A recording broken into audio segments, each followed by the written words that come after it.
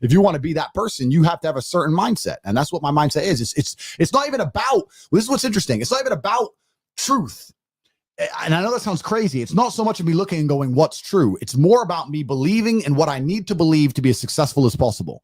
I understand that it's truthful that if somebody shoots me with a gun, I'm probably going to die. But I will not believe that because I don't think that's advantageous to me. I believe it's advantageous for me to say, go on, then fucking shoot me. I guarantee you you're dead. I guarantee you I ain't going to die and I'm coming for you. And if I truly believe it, I think it gives me a better chance. That's just who I am. I only believe and say and think the things that give me as much power as humanly possible. That's just the guy I am. And as many people are going to sit there and say, Tate, you're delusional, you're a narcissist. You go through the world saying you're super lucky and that you're bulletproof and you can do all these crazy things. It's impossible for you to be depressed. You're a narcissist. Perhaps. Look at my life and look at yours. Yep. So let's talk about it let's look at it in pure metrics. Who came from a worse scenario at the start? Who had a worse background? Me. Who's now more successful? Me. Who's happier? Me. Who smiles more? Me. Who sleeps easy at night? Me. Why the fuck would I want to think like you? If thinking this way makes me a bad person, but I get fucking fantastic results from my entire life and everybody close to me gets fantastic results from knowing me and everybody close to me absolutely adores me, why would I want to adopt your thinking and be a sad fucking sack of shit sitting on the internet trying to cancel people like a dork? I don't want to be my enemies. There's not a single enemy I have that I'm remotely envious of in any regard. Every single one of them has a shit life and a shit existence. I already won. God's already punished them. God's already rewarded me. I know these things. I'm the luckiest man on the planet. You have to say these things and you have to truly believe them. Do you deserve to be happy? I think a man should have absolutely no interest in whether he's actually happy or not. If I wake up and I'm unhappy, I will do the exact same things as if I am happy. I will go to the gym the same. I will work the same.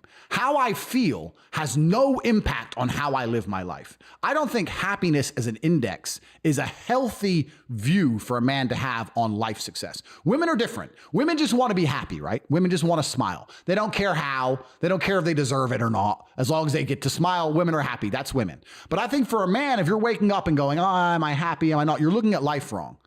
I think of a man, if you put happiness if you move it down the scale, right? And you start looking at, am I successful? Am I competent? Am I achieving things? Am I respected? If you start to look at these indicators of your life, you're going to end up being happier without actually analyzing if you're happy or not. Genuinely, every single person watching this, go look in the mirror after this stream, go into the bathroom, look in the mirror. Do you deserve to be happy? Look yourself in the eye. The answer is probably fucking not. You don't deserve it. Bam. When you're hungry, it's your body telling you need to eat some food. That's fine. You react to that. When you're depressed, your body's telling you need to change your life. And if you're feeling that for long periods of time and then not changing your life, well, you don't deserve to be happy. You don't deserve it. Everything in life that is valuable must be earned. Peace of mind must be earned. Happiness must be earned. I'm happy because I earned it. I get to be top G. Of course, I'm fucking happy. I'm me. When I look at the lives of people who tell me they're depressed, I look at them and think, you know what? If I was you, I'd be fucking depressed. Facts. If I was you, I'd be depressed. So of course you're depressed because your life is shit. But whose fault is that? Yeah. That you have to take some personal responsibility for it. And what they'll do is they'll try and outsource it. Well, I had a bad start, or this happened to me, that happened to me. World ain't fair. Suck it up, buttercup. Shit happens to everybody. I could sit here and be an unsuccessful piece of shit, and I got 10 stories to tell you why I have excuses to do exactly that. And here I am, top G. So that's life. That's life. You have to get shit done. So yeah, if you live a depressive life, you're going to feel depressed. If you lived my life, you wouldn't feel depressed. So now you know what to fucking do. Now you're either going to get up and do it, or you're going to sit there and stay depressed. And that's why these people are so desperate to defend the idea that depression can't be solved. When you tell the world that depression can't be solved, what you're doing is absolving yourself from all responsibility. I no longer have to stand up and work hard and try and be something because it doesn't matter how hard I work because I'll be depressed anyway. They know that's a lie. They're just trying to they're being ignorant on purpose to avoid doing the hard work. That's all it really is. So a lot of people are labeling themselves, and I absolutely refuse to take my own power away. There are so many things in the world trying to kill us. Like, you got enemies, you got people on the streets with blades, you got bacterias, fucking lions. Oh, I've got enough enemies, bruv. Sharks want me dead. I've got enough enemies. Why am I going to take my own power away? Another thing that's really important, I say this all the time, nearly every word that comes out of my mouth is self-hypnosis. Every word that comes out of my mouth is self-hypnosis. And it's the same for everybody watching this. Every single word you speak is self-hypnosis. Every single thing you say out of your own mouth is almost more important than the things you hear from other people. Amen. You can't be sitting there saying, I'm depressed. I got a generational curse. I'm unlucky, bro. You can't be saying these things because you're reaffirming them within your mind. I don't do that. I said at the beginning of this stream, I do not believe in things that take away power from me. I only believe in things that make me more powerful as an individual. Yeah. Now, I cannot deny that feeling depressed is real because every single human on the planet sometimes feels depressed. Feeling depressed is real, but being a depressive or having depression is something else. I accept that if I do feel depressed or I do feel sad or I do feel negative, which is actually very rare for me, but if it does ever happen, I understand I'm human and it's an emotion I'm going through and it will pass. People who have depression believe that they have a disease that can't be fixed and can't be cured. You are handing your power away. You're giving your power to an outside source and you're saying that I have no control over this. It doesn't matter what situation you're in. You need to at least believe you have some degree of control. When I say depression isn't real, I'm not saying you don't feel depressed. I'm saying that you can fix it. It's not a disease that you caught from the sky. You can fix it by taking control of your own mind. And this is what people really don't yet understand. There's only one thing on the planet you actually have control over. You can't control the weather. You can't control your health. You can get a brain aneurysm or a heart attack. You can't control other people. The only thing you can actually really truly control is what you think. That's the only thing you can change in real time. You can be thinking of red and change it to blue. So why are you not controlling your own mind? It's your asset. It's your ally. It's your friend. Why would you make an enemy out of the only thing you have control over? I refuse to do that. It doesn't make sense to me. The worst thing on earth that could happen to a man could happen to me. And I guarantee you, I would still label myself happy. I'm happy because that's who I am. That's how I view myself. That's what I've decided. If you truly want to win, you can't only want to win when you're happy and you can't only want to win when you're motivated because you're competing against people like me who want to win all of the time. And unfortunately, it's player versus player. Every single girl that you want, every single dollar that you want, I also want. You're competing against men like me who will perform even when it's raining, not only when the sun is shining. And if you're going to be the kind of person who can only do it in one of those scenarios, you are going to lose. You must be prepared to perform all of the time. What we were saying earlier about player versus player is absolutely not really true. If it's player versus player and you're competing against everybody else, because you're competing against everybody else all the time, and you want to also on top of that be low energy and lethargic and lazy, well then you just don't stand a chance. You're gonna get wrecked. There are people out here who are prepared to work their ass off. Yeah. And if you're not going to be that guy, then you're going to fucking lose. I have a lot of people who message me and say, I struggle with motivation. And my answer is simple. Then stay a loser. If you can't find the motivation to not be a loser, then I strongly recommend you just stay a loser, stay in your lane, and stay out of my way. Yeah. I have no time for people who cannot find the motivation to fix themselves and fix their own lives. I've been the kind of person who will perform 7 days a week. Doesn't matter how I feel, doesn't matter what's happened, doesn't matter if I'm happy or sad, things must be done. And this is the mindset you need to adopt if you want to be a winner. Yeah, happiness is a very interesting subject for men. Happiness is the number one thing that must be earned. And I'll tell you that my happiness is based on very real world achievements. I couldn't be happy if I was broke. I couldn't be happy if I was obese. I couldn't be happy if I was lonely. I couldn't be happy if I wasn't respected. I couldn't be happy if I couldn't whoop a dude's ass. I couldn't be happy in those scenarios. So I made sure none of them scenarios came true. I have earned my happiness via hard work. It's the top of a mountain, which I have climbed. I deserve it. I deserve to go to sleep with a smile on my fucking face and wake up between two bitches. That's what I fucking deserve. And every single guy who hasn't got it probably doesn't deserve it. And when I got attacked by the Matrix, when they attacked me and they accused me of all these different things, et cetera, which is numerous and all incorrect, I was explaining, and they were saying to me, oh yeah, but the expectations you're giving of men of life is unfair and all this crap. And I was saying, no, I'm just saying that the only life worth living as a man is a man of dedication and purpose and becoming important. That's what I'm saying. I'm saying if you're Joe Schmo as a man, it sucks.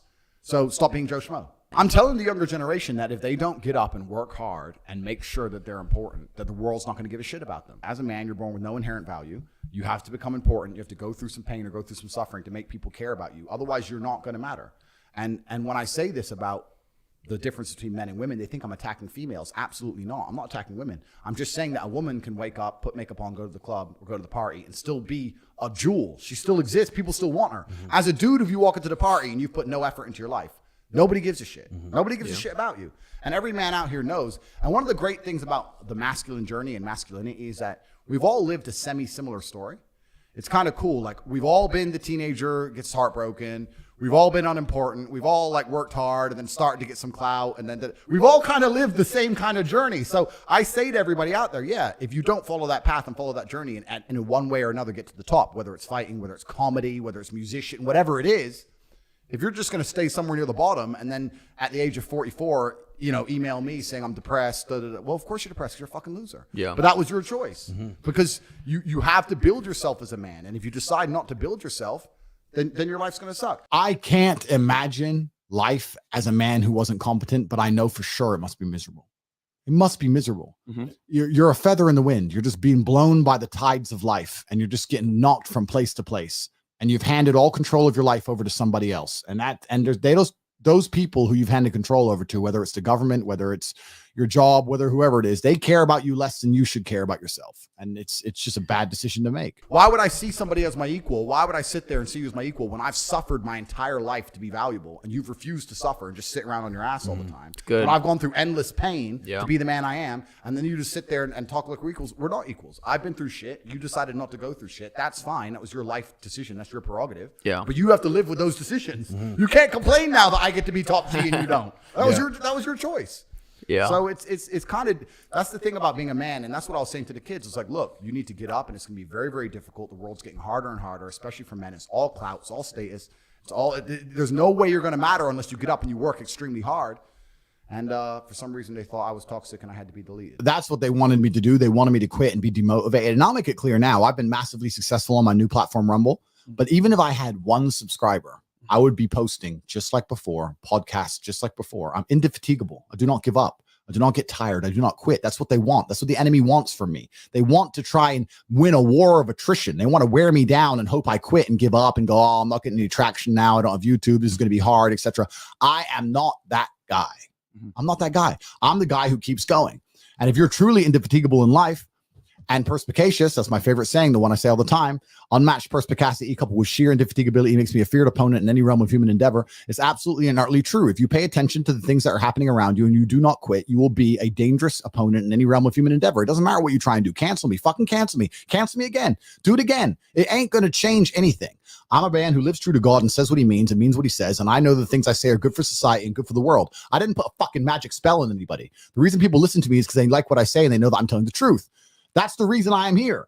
And I'm going to continue to do that. And there's nothing anybody can fucking do about it. I've said it before that bullying is good and it's needed, especially for men. Maybe not as much for women, but I think it's extremely important for a man's development. And because my dad used to, like, grow up, being an adult now, I'm 32 years old. My dad used to bully me now that I think about it, but it made me stronger so that when I got bullied by other people, I was able to deal with it. Versus like, because it's in a controlled environment. They're not going to give you something you can't handle, your own parents. Completely. It's small doses of poison. So that it's the olden emperors of Rome. You see small doses of poison with every single meal. So then when they got poisoned for real, they didn't die. And that's it. If you're raised too soft, then you're not ready for the world. Like, I had to face all my fears instantly all the time. That's who my father was. So now if I have a fear to face now as a man, my entire life, I've just faced them instantly. That's just who I am. That's what I do. Right. And we're all human. We all get scared. If 5 people pull knives on me and I know I can't run away and I have to fight, I'm be like, all right, shit. Well, I can't run. So the other option's fight. Am I going to sit and beg? Well, they're obviously here to hurt me. So now it's on. Like, that's just how I was raised. I would never rob my son of the opportunity of growing up to being that man. There's something that's so brilliant. So it's satisfying to your core. It's like an evolutionary adaptation. When you feel genuine competence as a man, there's something that oozes from you. Look at James Bond. The reason James Bond is James Bond is because he's good at everything. He can drive, he can fight, he can shoot, he's got all this money, he's smart, he's suave, he's a millionaire, whatever. That there's something about having competence as a man that genuinely satisfies your soul. How can I go to sleep and be sad at night when I know that I'm one of the baddest motherfuckers on the planet? When I know there's not a single scenario in which somebody paired against me will be happy about the pairing. It doesn't matter what it is. If you were to go out there, I've never even, let's choose something random. What do white people do? Wakeboarding. White people shit. I've never wakeboarded in my life, right? But if you were to go out there and choose someone else who's never wakeboarded before, and they said, you're going to have a wakeboarding competition, you're going to wakeboard against somebody who's never wakeboarded either, but if you lose, there's going to be serious consequences. But your competitor is Tate. Part of them's going to go, oh, fuck, why Tate?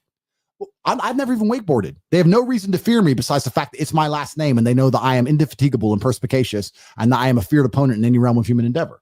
I have absolute and utter competence that runs through my veins. I do not fucking fail, and the world knows that. How can I be unhappy in this scenario? How can I be unhappy as this person, as this avatar to fucking attack the simulation? My father built me to be this man. I would be a terrible father to rob my son of that opportunity, which means if his ass has to go fight orcs, imaginary orcs in a darkened room at the age of 2.5, then guess motherfucking what? That's what you're going to do, because I'd be a shit parent to raise him any other way. Well said, Marco, for that one, my friends. And you know what? Speaking of which, someone here gave a super chat. It goes, Andrew, as somebody who didn't grow up with a father, I found paternal guidance through the example you and Tristan have shown. Thank you for your service to men worldwide. I'm working to afford the War Room ASAP. And I want to talk about that for a second. And that comes from KY Music. When you got your masculinity on point and you're a guy that people look up to sometimes, I've always said that a strong father is a strong father through generations and through other people. And what I mean by that, his example will be felt from generations down the road, and other people will be influenced by that same person. A lot of people look to me and say, Myron, you're like my older brother. I look up to you, etc. You guys aren't really looking up to Myron. You guys are looking up to my dad. That's who you guys are looking up to. That's who I emulated.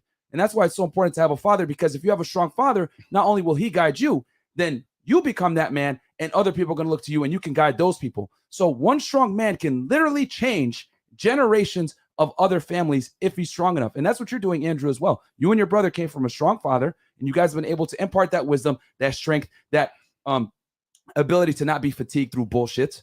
And people are learning from it for the guys out there that don't have fathers or big brothers.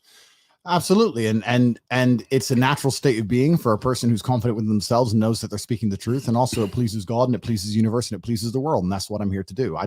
I do not see the advantage in me taking all the amazing lessons I had and the fantastic lifestyle I built and keeping it all completely and utterly for myself and disappearing. That's what a insecure person would do. That's what a sad person would do. I'll give you an example. If I meet a rich guy who's like a fat, short dork, he never wants to tell people how to get rich. If you ever talk to like a fat, short dork guy who has a bunch of money and you ask him how to make money, oh yeah, well, he'll give you some bullshit answer, because he knows the only differentiator he has is money. That's all he has. If other people make money, then he ain't got shit anymore. Whereas me, I'll tell the whole world how to get rich. I don't give a fuck. You can get as rich as you want. I'm still top G. Right. I don't care how much money you have. I'll smack you up. It doesn't make a difference to me, right? So when you genuinely are happy within yourself, you're prepared to help other people. I want everybody watching this stream to be as confident and fantastic with women as possible. Do you think I give a shit if the 16,000 people watching this all become Casanovas? You think I'm going to be walking around thinking I'm getting no pussy? You think I'm scared? I love helping the world because I have genuine happiness within myself. I want every single person watching this stream to be as successful as possible. I talk about this all the time. One of the things that differentiates the people who listen to me and like my content and fans of mine, as opposed to my enemies or my opponents, is that the people who listen to me genuinely have better lives. Yeah. I want somebody to walk through life and them to go, look, his life's in order. Look, he's in fantastic shape. He's rich. He's confident. His head's held high. He must be a Tate fan. That's what I want. I want as many of my fans to be as successful as possible. That's why I have the things I have, the programs I have, and sell the things I do, because they're all completely and utterly dedicated towards the success of the people who understand my message. I'm not trying to detriment on anybody who believes in me. I want Tate fans to be the most capable, well put together, the most financially literate fans on the planet. Let all my enemies be the depressed ones. Oh, okay. The depressive crowd and the multimillionaires. Well, which team are you joining? I'm out here to help as many people as possible. And I think it's a fantastic badge of honor for me to sit here and say that my fans are some of the most financially literate, well-off, educated, charismatic men on the planet. That's what I want for a Tate fan. I don't want anything else. I want the best for every single one of them. And by default, you're building a network of guys that can fight the matrix and stand on their own. Absolutely. By default, I now have large groups of men who are extremely competent, who I'm close to. And that's what I want, right? The crazy thing about life and the crazy thing about war, it's always been the same. Getting money and getting status is absolutely and utterly important, because without those things, you're going to end up at the bottom of the ladder. Even if you're on the right team, you're going to end up at the bottom of the ladder, right? So if, let's say, a country, whatever it is, America, were to conscript right now and go to World War III, if you have no money and no real skills, you're the dude who's in the trench getting blown up. You're the fucking cannon fodder. You're the guy walking over landmines to clear them out. But if you're rich or intelligent or have unique skills, then you might be the engineering corps, or you might be an officer, or you might be something else, right? So even in the worst possible cases, even the idea of World War III and mass conscription, having money and status and skills are still going to save you from ending up being the guy in the foxhole just getting blown to fucking smithereens for no reason. You always have to be that guy. So you always have to be upgrading and improving yourself. I'm telling you now, there is not a military alive that would conscript me and allow me to go die as a fucking GI nobody. They'd say the way he can motivate people, this motherfucker's an officer. We can't let him die. We can't let Top G die. That's bad for the morale of the army. But they'd protect me. They'd say, put Top G in the fucking somewhere safe. I'm like, nah, I'll go out the front line. I'm like, no, sir, you're too important for the front line. And that's because of the man I built myself to be. And it's been that way since the dawn of human time. You can protect yourself against the worst possible scenarios in life that can possibly happen to you by just becoming a man of genuine competence and skill.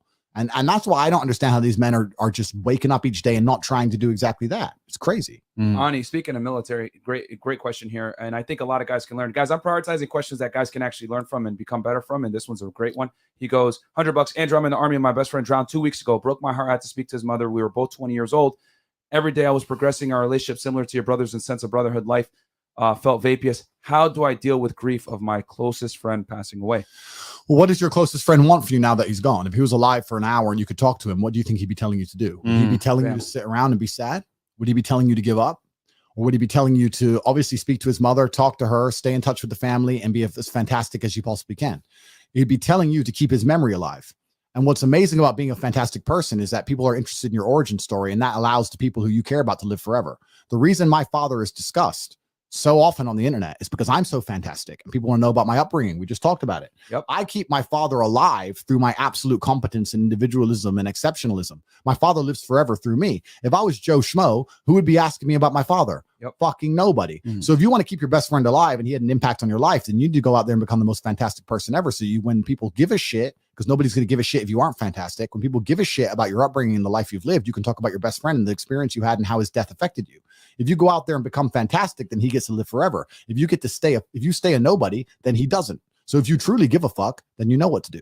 And it's actually amazing. But it's true. And it's actually amazing. The answer to 99% of questions or conundrums or scenarios that people come up and ask me, 99% of the time, the answer is work harder. My girl left me. What do I do? Hit the gym. My friend died. What do I do? Become exceptional.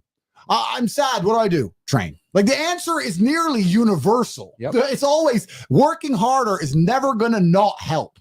No matter what scenario you're in, working harder is never going to not help you. And it's amazing that I give different versions of the same answer for 99% of the questions I'm asked. Work harder. If you have a problem, whether you're broke, whether you're out of shape, whether your fucking friend dies, whether your girl leaves you, whether you're depressed, whatever it is, working harder is almost always the answer. So you know what you need to do and you need to do it. And what's amazing, again, it's kind of like the antidote. If you take the antidote before the poison, then you never get sick in the first place. If you're always working as hard as possible, if you're always working your ass off and trying to be the best version of yourself every single day, then you never get sick in the first place. You're already working. You're already taking the antidote. So things can't attach to you. They can't get hold of you. If my best friend or the worst thing that could possibly happen is my brother, or anything happened to them, I know they'd live forever because I'm already amazing. I get to keep them alive forever because I'm already amazing. I've already done the work. I've already taken the antidote to the poison. So if you're working as hard as possible all of the time, then you already have all your answers before the problems even appear. I was working my ass off before the Matrix canceled me. And then the Matrix canceled me and I continued to work my ass off. And here I am, more famous than I was before the cancellation. Why? Because I already had momentum. I already had speed. I'd already taken the antidote to cancellation before they fucking hit me with the poison. Working hard is the antidote to everything. So why don't you just do it in advance? Why don't your life just become work like mine? Why don't you just dedicate yourself to a cause and fucking get up and do what you're supposed to do every single fucking day? If you do that, there's very little weapons that the Matrix can forge to attack you with. It's genuinely true. Speaking of your brother, he sent a super chat in. Yeah. Is that Was that? I didn't see. Tom? Oh, Tristan Tate, we've got reservations at 21:30. Shout out to Tristan Tate in the fucking chat, man. The Slayer. Yeah, we got 15 minutes. So we gotta go. Yeah. All right. Cool. So, and guys, there you go. You got it right there, man. Like, your job as a man is to create a legacy so people actually have something to remember and keep your name alive. And if people can't keep your name alive after you pass away, you didn't go hard enough when you were on this earth.